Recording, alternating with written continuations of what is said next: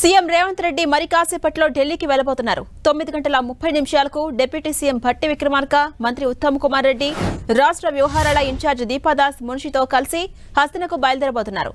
శంషాబాద్ నుంచి ప్రత్యేక విమానంలో ఢిల్లీకి వెళ్లబోతున్నారు. రేపు హైకమాండ్తో సీఎం రేవంత్ రెడ్డి భేటీ అవుతారు. పీసీసీ చీఫ్, మంత్రిమండలి విస్తరణ సహా ఇతర అంశాలపై చర్చించబోతున్నారు. మరోవైపు రాజీవ్ గాంధీ విగ్రహావిష్కరణతో పాటు రైతు కృతజ్ఞతా సభకు సోనియా, రాహుల్ గాంధీని ఆహ్వానించబోతున్నారు CM Revanth Reddy. CM Revanth Reddy Delhi tour కి సంబంధించి మరిన్ని అప్డేట్స్ మా ప్రతినిధి ప్రతాప్ అందిస్తారు. ప్రతాప్, జాన్సీ మరి కాసేపట్లో సీఎం రేవంత్ రెడ్డితో పాటు ముఖ్యమైన నేతలంతా కూడా ఢిల్లీ వెళ్ళబోతున్నారు. ముఖ్యంగా చాలా రోజుల నుంచి కూడా పెండింగ్ లో ఉంటున్న పీసీసీ చీఫ్ తో పాటు క్యాబినెట్ లో ఖాళీగా ఉన్న బెర్తులు ఏవైతే 6 బెర్తులు ఉన్నాయో దీనికి సంబంధించి కూడా ఎవరెవరిని తీసుకోవాలని క్యాబినెట్ విస్తరణలకు సంబంధించి కొత్త వ్యక్తులను ఎవరెవరు తీసుకోవాలనే అంశానికి సంబంధించి కూడా అధిష్టానంతో చర్చించనున్నారు. ముఖ్యమైన నేతలంతా కూడా ఈ రోజు మరి కాసేపట్లో అంటే 9:30 గంటలకు శంషాబాద్ ఎయిర్పోర్ట్ నుంచి ప్రత్యేక విమానంలో బయలుదేరబోతున్నారు.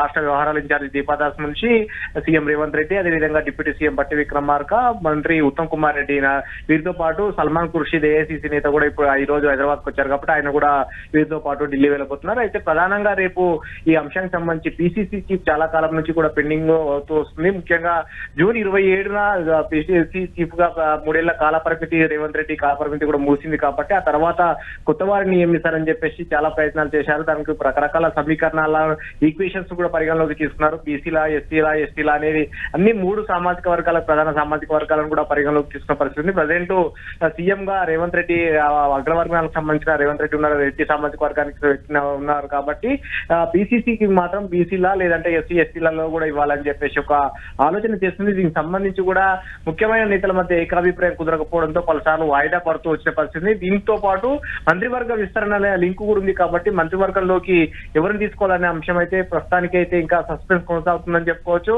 ముఖ్యంగా 6 బెర్తులు ఖాళీగా ఉంటే దాదాపు 12 మంది నేతలు గట్టిగా ప్రయత్నం చేస్తున్న పరిస్థితి అయితే ఉంది.